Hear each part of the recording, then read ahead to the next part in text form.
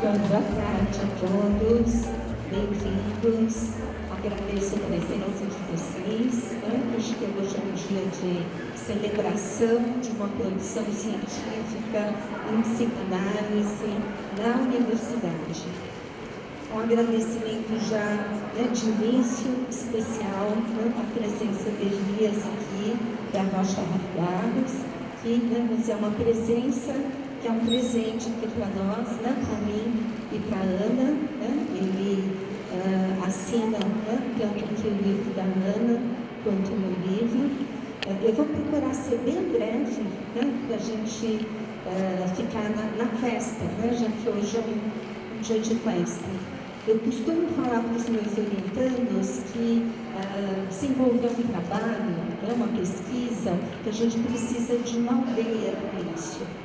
Por isso que o meu livro eu dedico à aldeia de interlocutores que, acho que cada um à sua maneira, sonharam comigo o assombro constante da experiência clínica, transformando-a em pensamentos possíveis. E parte dessa aldeia está aqui hoje, nessa festa, nessa celebração. Eu agradeço ao Eduardo Bucher por abraçar o projeto da série Academia de Psicanálise. O primeiro livro da série foi lançado no dia 13 de março, A Linguagem de Alcance Psicanalítico, do Arnaldo Schuster, está no YouTube e está aqui também com a gente.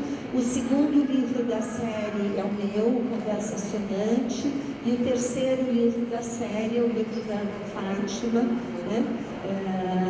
Penumbra em Centelhas. Agradeço ao Adriano Zago, que está aqui conosco também, pela organização do evento de hoje. E, para quem não sabe, ele é psicanalista e escritor também.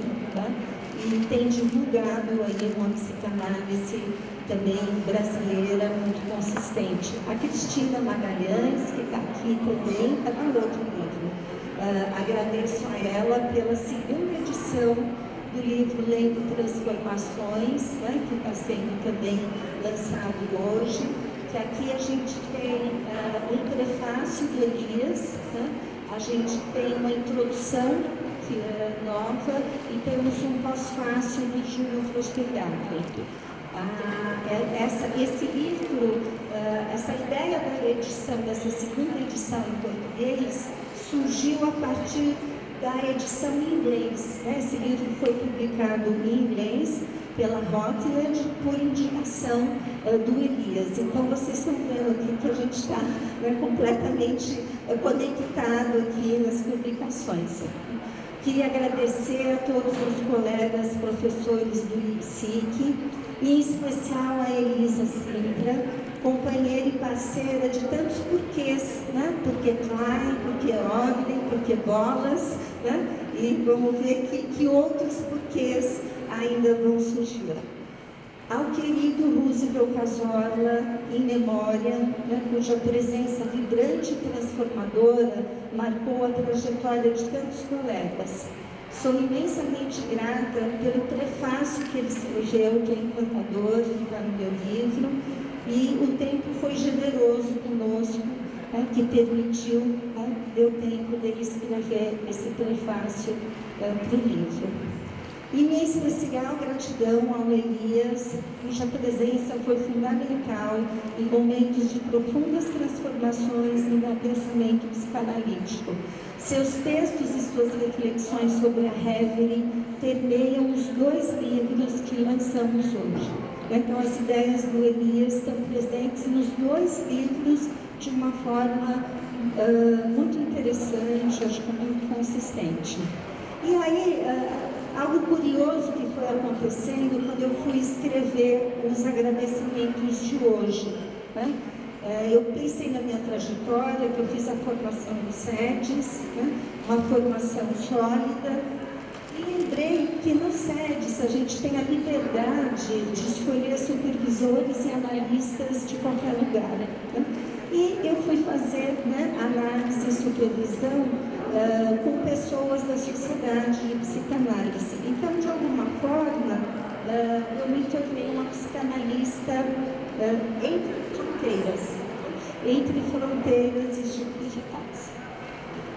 E depois dessa formação, eu fui fazer uma formação acadêmica, né, e parte do livro hoje é a minha livre docência. Né, uma parte tem alguns acréscimos além da livre docência. Elias fez sua formação em Londres, junto com a esposa, né, Elizabeth, que está aqui hoje, com quem ele também escreve.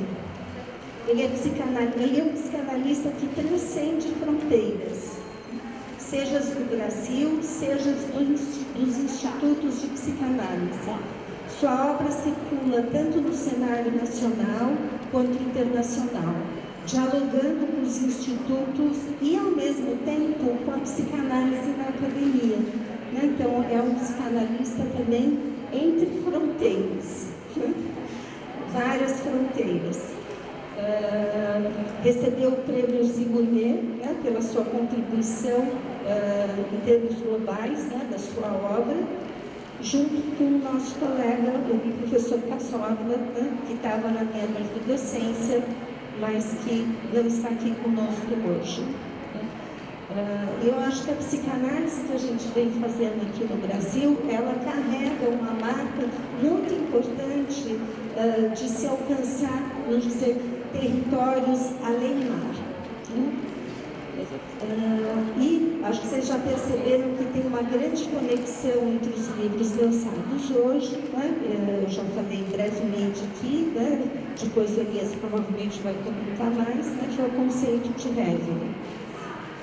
Entre penumbras e centelhas é fruto da pesquisa de mestrado da Ana, que tive o privilégio de orientar e que se desenvolveu em um grupo de pesquisa produtivo e colaborativo. Esse grupo tem se dedicado à produção conjunta de textos que aliam o rigor teórico clínico à forma ensaística, escritos no embalo da continência de um espaço acadêmico com linguagem de alcance psicanalítico. Essa marca também está presente no livro Chuva Naumann, A Função Vitalizadora do Analista, escrito por Fátima Flórido, que está aqui, e por Luiz Cláudio Figueiredo. O livro Vastas Emoções e Pensamentos Imperfeitos, onde o Elias assina um capítulo que eu recomendo a leitura. E aí depois eu me lembrei que quando eu publiquei pela Escuta em 2011 o meu doutorado, ele se chamava De Mãe e Filha, a Transmissão da Feminilidade. E é um doutorado que já tem, vamos dizer, essa marca ensaística. O conceito de Reverie entrelaça as produções do Elias, da Ana e da minha, unindo psicanalistas de diferentes gerações e de distintos contextos da psicanálise. Então, brevemente, só para vocês terem só uma referência do conteúdo do livro, e eu já estou terminando.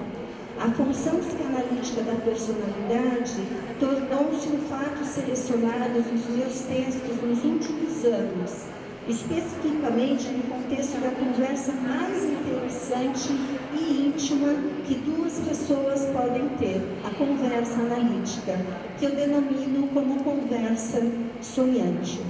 Fazem parte dessa função a identificação projetiva, a Reverie, a intuição psicanalítica e a linguagem de alcance psicanalítico.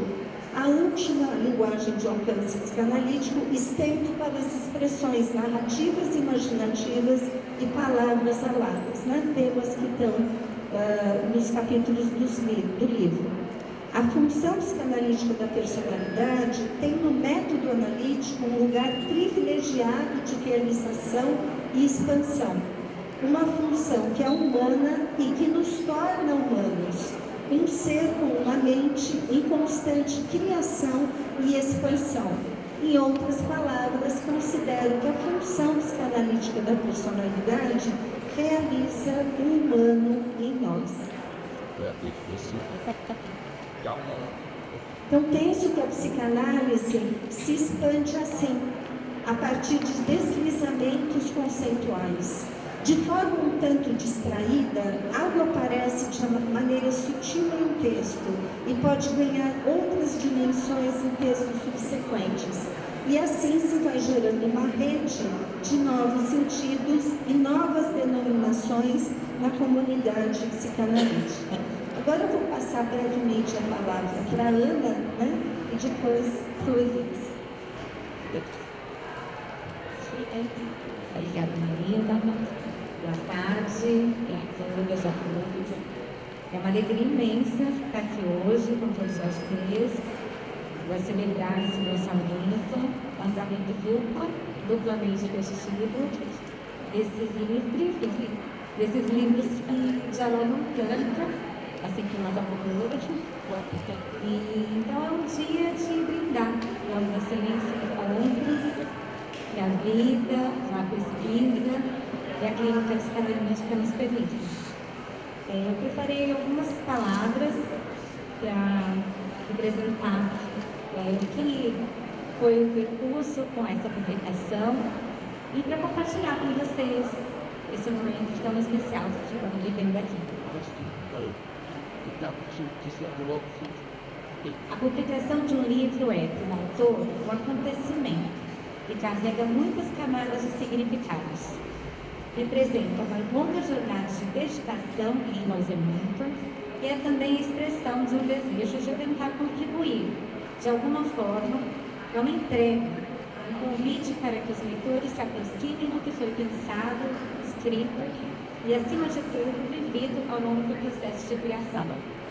Esse livro, portanto, marca um percurso acadêmico que foi extremamente importante e enriquecedor e representa também a minha trajetória clínica, essa prática que sempre vi como transformadora, seja para analista da analisão.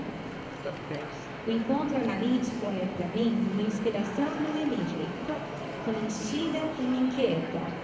Provavelmente, por isso mesmo, foi a partir da experiência clínica que, no meu mestrado, nascia o meu objeto de pesquisa, a rede. Antes mesmo de me aproximar da rede teoricamente, ela já havia me capturado na experiência clínica. Para quem ainda não conhece o conceito, ou ainda não ouvido, as redes são imagens e sensações que surgem em nossa mente naquele espaço de sonhos compartilhados. Em minha experiência clínica, sentia que, ainda que pudessem causar turbulências, devido ao seu caráter inquietante, gás e enigmático, as redes pareciam me comunicar algo ainda não representado, algo da ordem do inaudível e do invisível da experiência. Elas pareciam apontar um sentido, mas que normalmente só vinham a posteriori da sessão. Elas são como penumbra e centelhas, daí o nome dado ao livro. Para trilhar o percurso do conceito de regra, de um próprio conceito ao conceito vivo e expansivo na pena dos autores contemporâneos, logo após a introdução e ainda antes de dar início aos capítulos que compõem o livro, eu apresento um fragmento clínico, que vou nomear como Acertando a Pedra, uma experiência clínica para sonhar conceitos.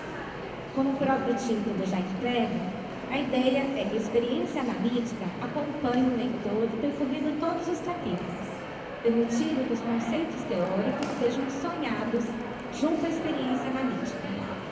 Paulo foi o nome criado para essas vinhetas clínicas que serão apresentadas. Tanto o nome quanto recursos ilustrativos utilizados nas narrativas foram escritos a partir de uma ficcionalização, na qual elementos são alterados com rigor ao sigilo e à ética com a privacidade dos analistas, sem se perder o essencial, a experiência emocional. No primeiro capítulo, eu retorno as origens da regra do pensamento de Bill, ainda como o próprio conceito. A partir daí, traçando um caminho de ampliação conceitual, o segundo capítulo se dedica a explorar a regra e o encontro analítico. Aqui trago a imagem de um campo sonhante intersubjetivo, uma metáfora criada para desenvolver, para descrever a forma como analista e analisando se interlaçam num processo contínuo de transformação mútua. A regra não se apresenta, portanto, como uma produção do analista, mas sim como uma experiência compartilhada. que se manifesta na procedura sutil do vínculo analítico. O terceiro capítulo apresenta contribuições de autores contemporâneos que deram novas cores e contornos ao conceito de Hegel. Thomas Ogden, Antonino Ferro, o casal Rocha Barros, Marina Monteiro, José Pichovicarese e o casal Bortelato são pensadores que nos ajudam a compreender por vértices e com nuances distintas como a Hegel se dá na experiência analítica.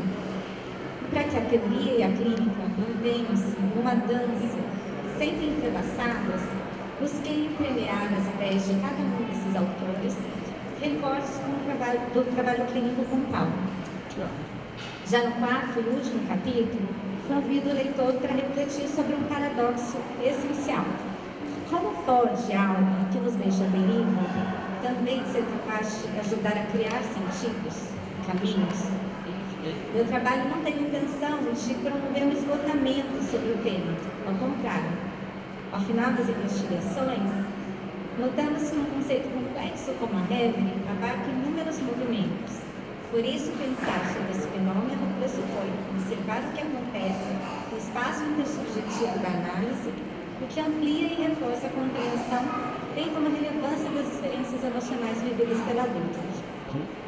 Então, foi nesse longo percurso de instigante pesquisa, vivida com entusiasmo e encantamento, porque eu estive cercado de pessoas que, de diferentes maneiras, foram fundamentais nesse caminho, que estiveram presentes nessa jornada e às quais eu dediquei um agradecimento especial nas páginas iniciais do livro.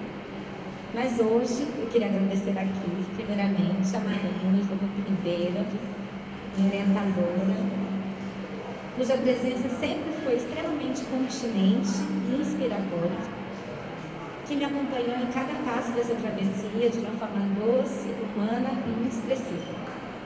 É uma grande honra ter um livro publicado na série Academia de Psicanálise e o prefácio escrito por você, um texto tão poético e afetivo.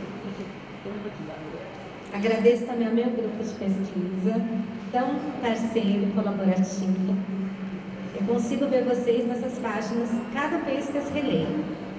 Reencontro os comentários, sempre tão cuidadosos, generosos. Tantas partilhas, afetos. Faço uma menção aqui especial à querida Fátima Flórido. Não só caminhou ao meu lado durante todo esse percurso, mas também prestou sua sensibilidade na escrita da orelha do livro. A presença de vocês, a amizade e a colaboração tornaram a jornada ainda mais leve e criativa. Quero fazer um agradecimento muito especial ao Elias, cuja produção em parceria com sua esposa Elizabeth foi essencial para o meu interesse e meu aprofundamento sobre a Hegel. Então, agradeço a Elias e a Elizabeth por acolherem com tanta generosidade os meus escritos. A leitura cuidadosa e as contribuições foram preciosas. Para além da honra de ter tido essa generosidade de receber meus escritos, eu falei para a Marina, eu queria mandar meu texto para Elias. Ela falou, manda, Ana. Ele é muito generoso. Assim eu fiz e ele foi muito, muito querido.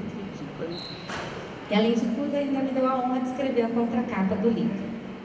Então, gentilmente, aceitou o convite para estar aqui hoje conosco, dessa conversa. Muito, muito importante. Para não me alongar ainda mais, que o presente hoje é poder ouvir o Elias e estar aqui junto com tanta gente querida. Eu estou tão feliz de ver.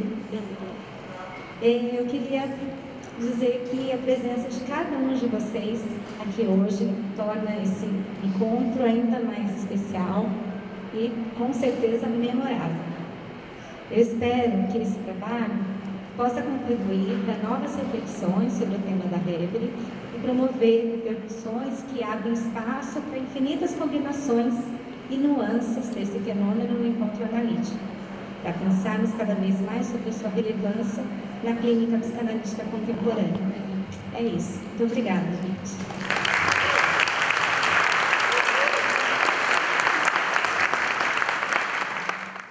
Eu queria começar comentando e contando para vocês um fato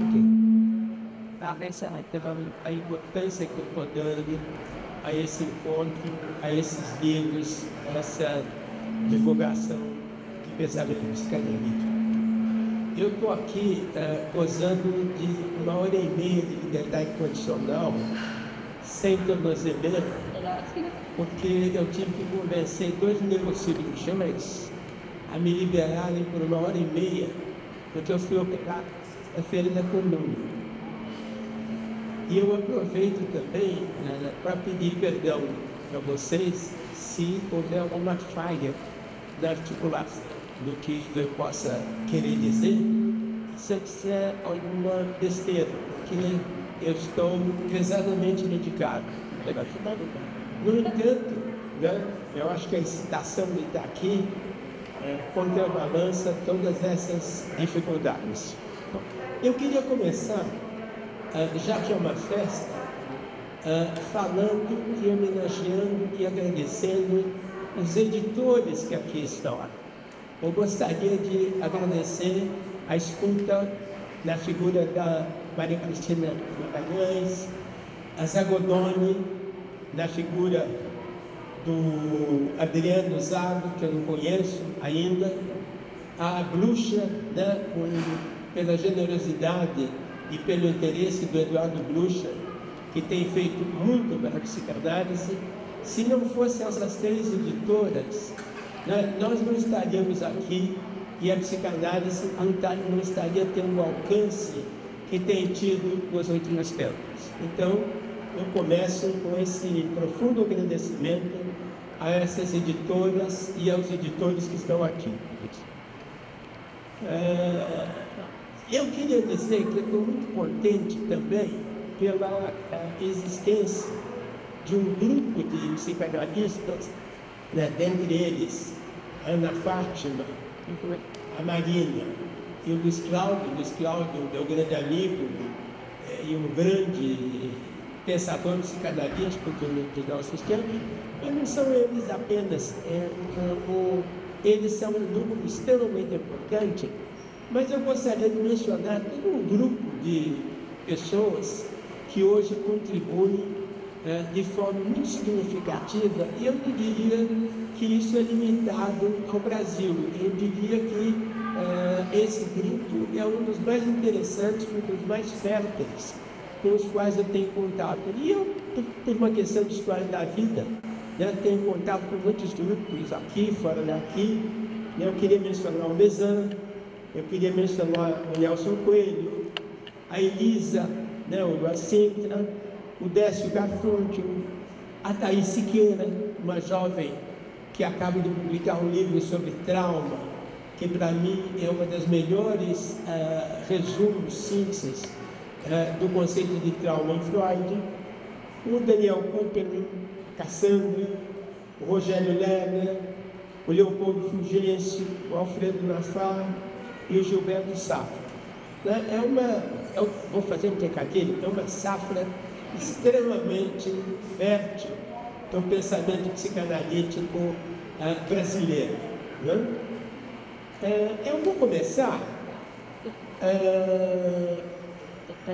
Eu vou ler alguns trechos e alguns pontos que eu marquei, porque eu não tive tempo e condições de escrever uma coisa da corrida no meio. Então eu vou fazer comentários com base em alguns pontos que eu destaquei. Hoje eu vou falar na contracorrente do que habitualmente escutamos sobre a relação existente entre a psicanálise na universidade e nas sociedades. E também sobre uma concepção do que se constitui uma formação ou um ensino. A universidade não é mais aquela instituição vetusca voltada para a ampliação da erudição que existia na época do atual. Claro que ainda existem diferenças entre o que se faz numa sociedade de psicanálise e na universidade. Mas hoje, penso eu, elas não podem existir uma sem a outra. Isso eu enfatizo. Elas não podem existir uma sem a outra. São complementares, ou até eu enfatizaria que sem essa complementariedade, essas duas instituições, a psicanálise, não sobrevivessem no campo do pensamento respeitável. Hoje, a psicanálise na universidade é uma pesquisa, uma investigação, que começa no conceitual ou na clínica, que se dirige à clínica ou ao conceitual, quando se inicia na clínica, volta ao conceitual. Já não mais o mesmo, mas um novo que volta à clínica num movimento constante. A universidade, a cultura acadêmica, ensina o pensamento crítico e a se respeitar uma construção argumentativa.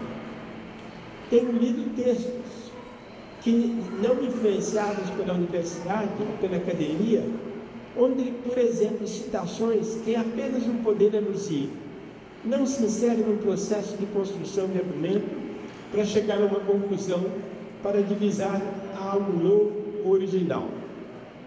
O texto não acadêmico pode frequentemente ser resumido no "eu ouvi dizer que", e assim vai. É preciso tomar muito cuidado com a frase 1000 vezes repetida: a psicanálise não se ensina. Eu me pergunto, a vida ensina? A leitura de Proust ou de Guimarães Rosa ensina? O sonho ensina? A conversa sonhante não ensinaria?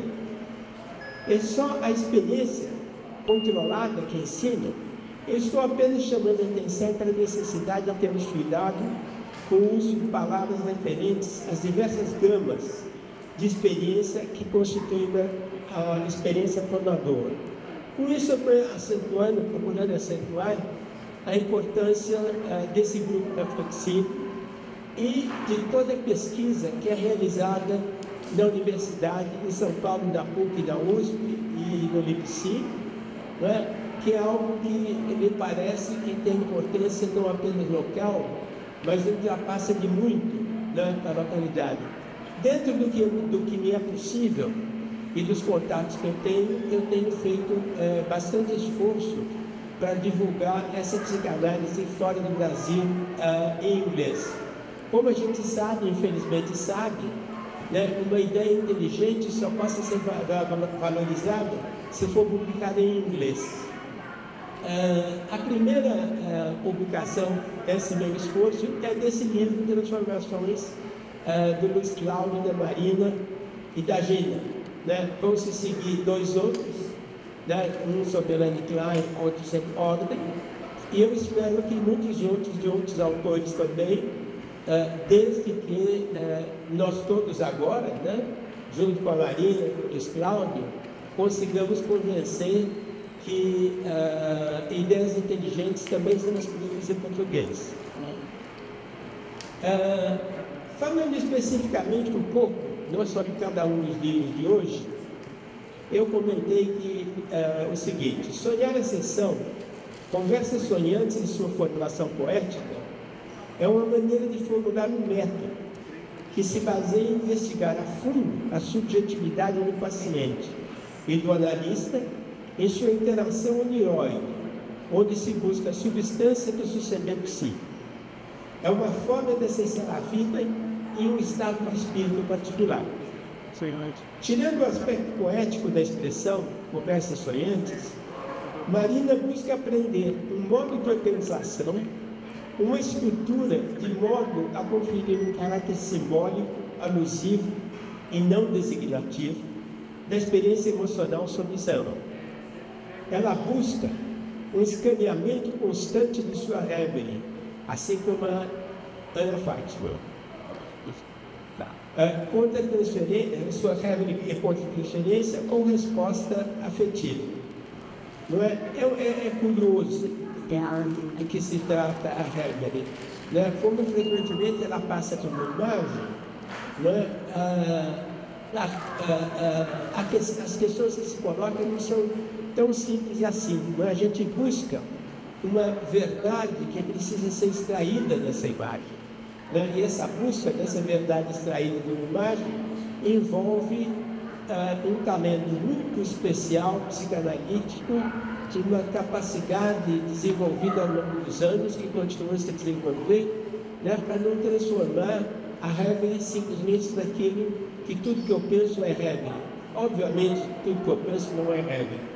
Reverie é algo raro, é algo que, em geral, a gente detecta a posteriori, né, e que existe ao longo de muitas sessões.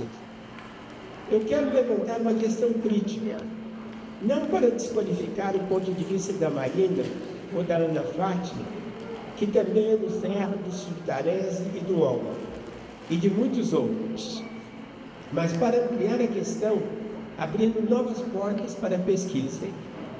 Aqui eu levantaria a seguinte questão: se parto do princípio é que existem fantasias inconscientes, pensem bem, prestem atenção. Se parto do princípio que existem fantasias inconscientes, que atuam como formas organizadoras de significado, irredutíveis, enquanto teorias vividas, como aprendê-las, se elas prescindem da experiência factual para se atualizar? Veja, na conversa sonhante, e aí nós temos várias questões. Temos a questão da narrativa, né? Temos a questão de como acessar aquelas coisas que não estão presentes imediatamente e, no entanto, atuam como formas estruturadoras, como estruturas estruturantes, organizadoras no suceder psíquico. Como aceder nessas formas? Não pretendo que ninguém responda isso nesse momento, pretendo sugerir isso como um tema de pesquisa. Da mesma forma que eu diria que quando nós lemos um romance e entramos em contato e identificamos o narrador, a gente precisa também conhecer o narrador, aprofundar quem é esse narrador. Então, dentro da perspectiva adotada pela Marina, pelo Ferro, a meu ver, há todo um espaço para se entender melhor aquilo que está se passando, que não se limita à narrativa e aos diversos personagens presentes na cena narrada, mas algo que está associado diretamente e essencialmente com a substância do narrador. Quem é o narrador? Como interrogar o narrador? Como aprofundar a identidade do narrador? Em relação a Ana Fátima, ao livro de Ana Fátima, que foi um prazer ler, eu vou ler o que eu escrevi na contracapa. Essa obra saborosa, e vou fazer alguns comentários, contém ideias originais que tornam sua leitura indispensável para nós psicanalistas e professores. Constitui-se uma vacina contra a banalização dos conceitos centrais.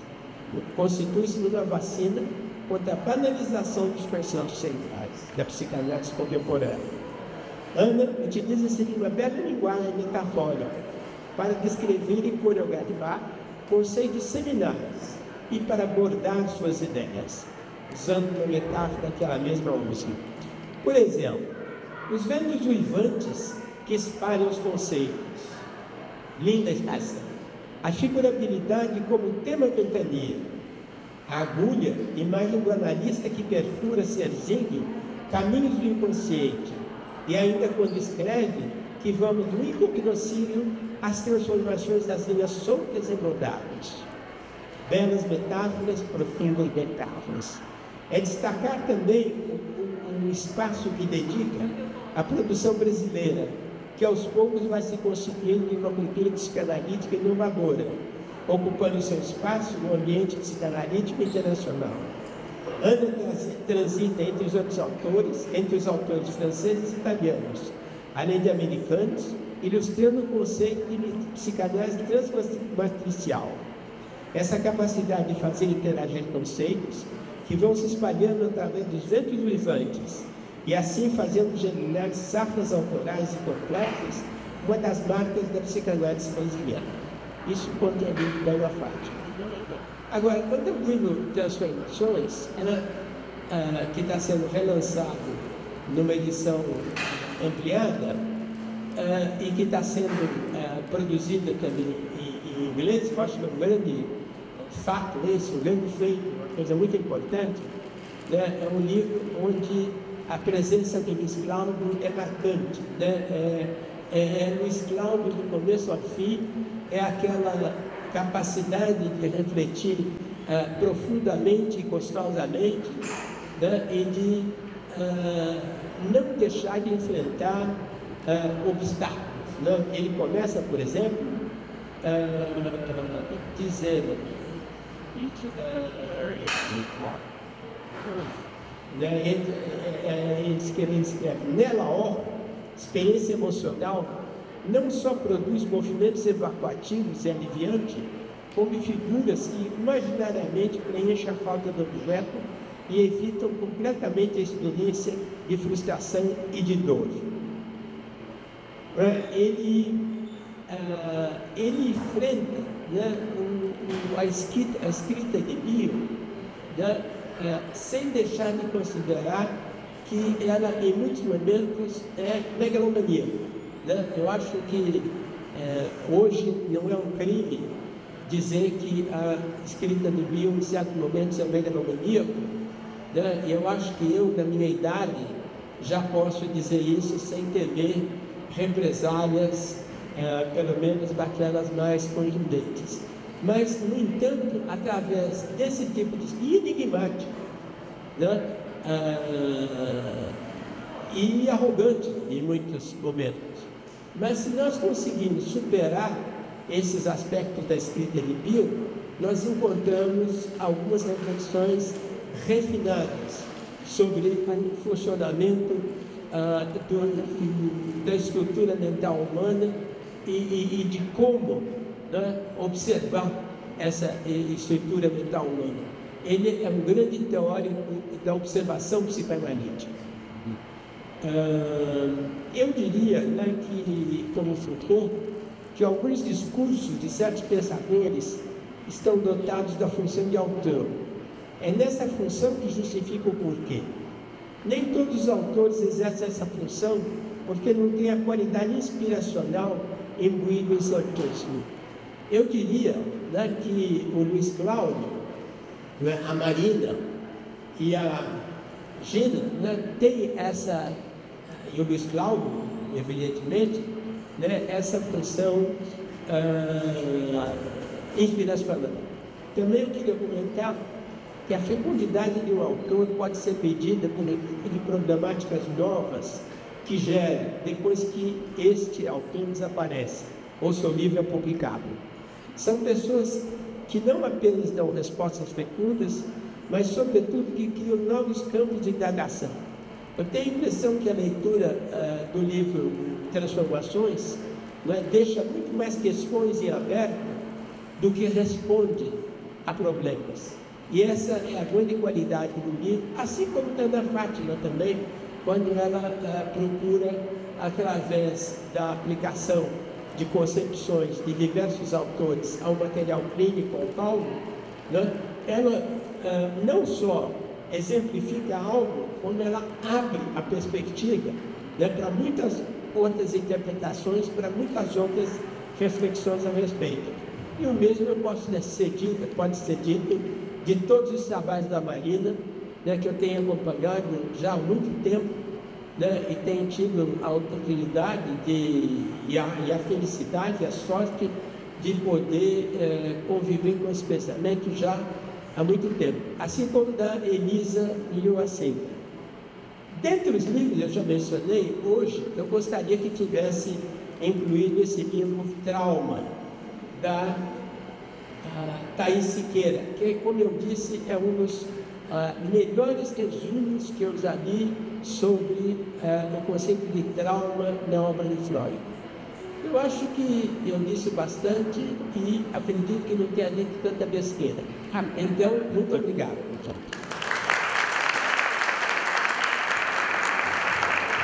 Muito obrigada, Maria. Gostaria de agradecer aqui novamente aquele lugar não é possível. Gostaria de agradecer a presença de vocês. Né? Acho que agora a gente pode estar em festa. Né? Muito obrigada, Elias, pelos seus comentários. Né? Eu acho que todo mundo aqui percebeu o grande compromisso que você tem, né, com a psicanálise brasileira e de colocar essa psicanálise brasileira em inglês, né, para ser lida. O livro Lendo e Transformações já saiu pela Gotlet e o livro por Theoden também saiu, né, e em breve a gente vai também vai estar saindo Pick and Fly, tá? E também em inglês pela Routledge. Sim. Eu quero dizer para vocês que, infelizmente, eu vou imediatamente embora para não ser preso. Porque o tempo da minha liberdade condicional está chegando ao fim. Na segunda-feira está no tempo. Obrigada, gente. Muito obrigada.